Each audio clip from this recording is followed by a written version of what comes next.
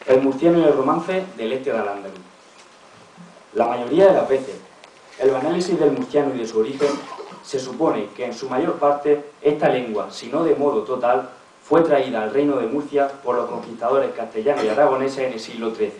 suponiendo así que la región murciana nunca pudo actuar como un núcleo de creación y desarrollo lingüístico. Generalmente, al castellano se le da un papel principal y hegemónico. Además, todo aquel elemento lingüístico del murciano que no encaje con las leyes fonéticas del castellano ni pueda ser considerado como castellano vulgar, castellano dialectal o castellano antiguo, se considera con origen en el aragonés o en el catalán valenciano. De ahí que rasgos del murciano, como el mantenimiento de algunas sordas latinas intervocálicas, se han atribuido al aragonés, mientras que rasgos como la falta de diptongación de breves latinas y la palatalización de L inicial sean atribuidas exclusivamente a una influencia catalana o valenciana. Por otro lado, por no ser frecuentes en castellano, son atribuidos al aragonés, al catalán y al valenciano una gran cantidad de vocablos murcianos, como bajoca, albercoque, boria, cancro, ansa, panocha, saldorija, etc. Otras veces,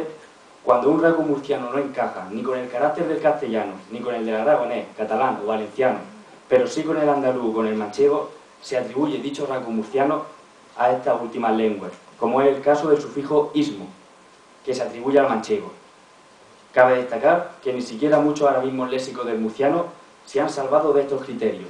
Hay autores que han postulado que incluso muchos arabismos del murciano, como cequia, azud, albercoque y almojávena, entre otros muchos, tienen una procedencia aragonesa o catalana. Resumiendo, podríamos decir que se suele incidir en lo importante que es la herencia castellana o catalana en el murciano,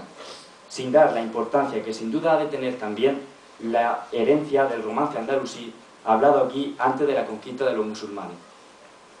Hablando de los orígenes del murciano, Justo García Soriano opinaba, en su vocabulario del dialecto murciano, que el número de cristianos mozárabes en el siglo XIII en el reino de Murcia fue lo suficiente como para que su cultura indígena fuera considerable frente a la de repobladores castellanos y aragoneses.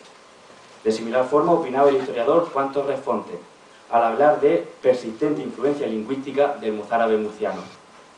Pues bien, este mozárabe murciano, que ya fue citado por Ibn al-Beitar en el siglo XIII como aljamía del oriente de Al-Ándalus, venía siendo lengua vernácula no solo de cristianos mozárabes, sino también de judíos y una gran proporción de musulmanes, hecho que permite suponer que el número de hablantes de este romance en el reino de Murcia era bastante elevado. Además, si bien es cierto que la mayoría de los musulmanes murcianos acabaron por marcharse del reino, dejando un gran vacío poblacional, ello no significa que toda forma cultural local desapareciera, pues no toda la población nativa del reino de Murcia se componía exclusivamente de musulmanes, ya que existieron también cristianos mozárabes, judíos y foráneos previamente asentados y relativamente asimilados a la cultura local.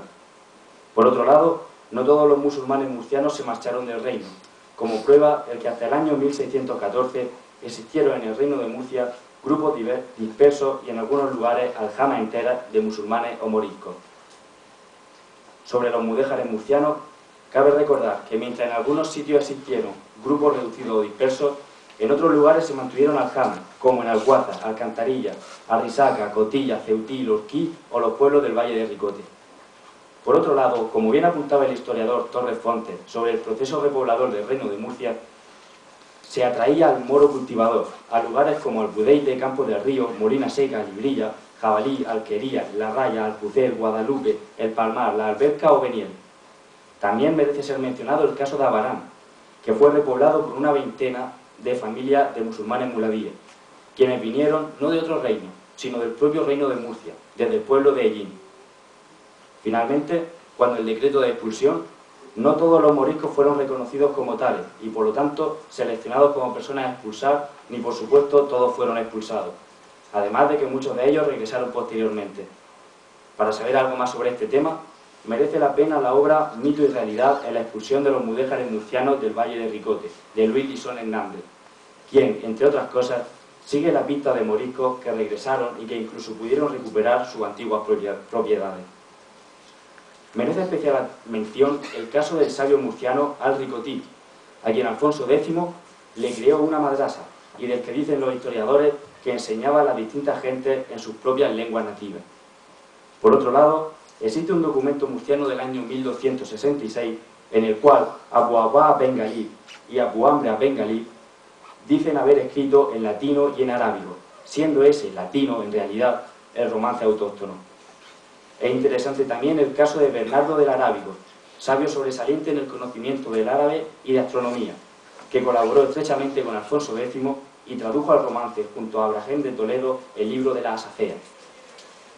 No hay razones para pensar que los mozárabes, judíos o musulmanes del reino de Murcia permanecieran al margen de su devenir lingüístico en la época posterior a la conquista castellana, del mismo modo que no hay razones para pensar que la población cristiana procedente de las coronas de los reinos de Castilla, Aragón y Navarra permaneciera hermética e indiferente al habla romance local. A juzgar por el contenido y aspecto lingüístico del murciano y la toponimia, oronimia e hidronimia, puede afirmarse que el murciano es resultado de una mezcla lingüística sucedida en el reino de Murcia entre los siglos XIII, XIV, XV y XVI, en la cual el castellano, el aragonés y el catalán, entre otras modalidades lingüísticas, actuaron como lenguas de abstrato sobre una forma de romance indígena que sirvió a modo de base lingüística, lo cual ya sugirió Justo García Soriano en su vocabulario del dialecto murciano.